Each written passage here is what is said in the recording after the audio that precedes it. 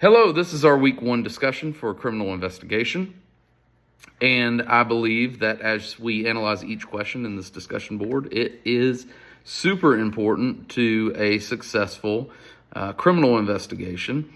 So the first question is, explain the fundamentals of a successful investigation. I believe the fundamentals start with the analysis, analyzing what you have at face value upon the initiation of the investigation, and then moving along from the analysis of that, developing a game plan, developing what your approach is going to be, whether it be through interviews or collection of data or certain routes you're going to take within the investigation. So that's definitely a fundamental there. And then your follow through, your follow up. I think that's a fundamental. And then obviously the main thing is a well documented case for presentation.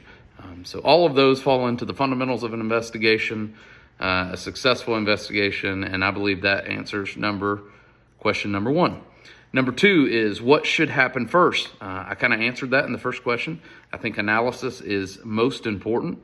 And an investigation it don't have to be as grand as a murder investigation, but it could be roadside detention. You're looking at, what should I do first? Whether it be that murder investigation or whether that be while you're on the side of the road. The biggest thing you should do first is analyze what you have. Like I said in the beginning, I stopped this individual, say it's a traffic stop. I stopped this individual. What facts do I have presented at the time that I spoke with them? What are they exhibiting? And where do I go from this? That's basic for like an interdiction style stop. But then again, if it's something grander than that, what did patrol collect out upon their initial encounter with this criminal case? And what do I have as an investigator to move forward with? So analyzing what you have at the time of your assignment, when you're assigned the investigation. So that answers question number two. Number three, why is it important to document everything? I think everyone who gets into this line of work should know that if you didn't write it down, it didn't happen. So that goes along with every facet in this job, especially criminal prosecution, criminal investigations, because, you could run into an instance where you're testifying in court and you say this individual did so-and-so at this point in time. Maybe the prosecution or defense says point to in your report where that happened and you didn't document it. If you didn't document it, it didn't happen. So it's very important to document every detail and be thorough in our investigations so that it is all there. All the facts of the case are presented in your report. And then question number four, how do you document the evidence? Obviously, evidence is maintained by a chain of custody. Chain of custody is the most important fact or factor in the production of evidence in a case. You got to know from the beginning, say it's a traffic stop, when the officer put his hands on the said evidence, that evidence is very important, and it's very important to the prosecution of the case that you show that evidence went from the officer's hand to maybe the evidence computer where he processed it.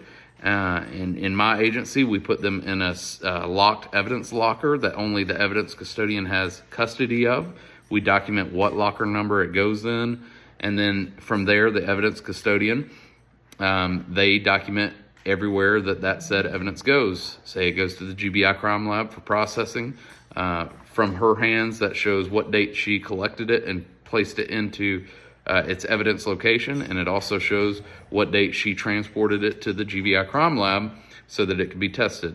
And so on and so forth. When she picks the evidence up and she brings it back to the station, every step of that is imperative to the successful prosecution, so it doesn't lead to any speculation that the evidence was tampered with at any point in time. It went from the suspect's hands directly to this location, and there's a trail of it all the way up until the trial is being heard. With that being said, it's out of all these things, it's important. The thoroughness of an investigation leads to the successful prosecution of a case. So thank you for your time, and I enjoyed week number 1's discussion.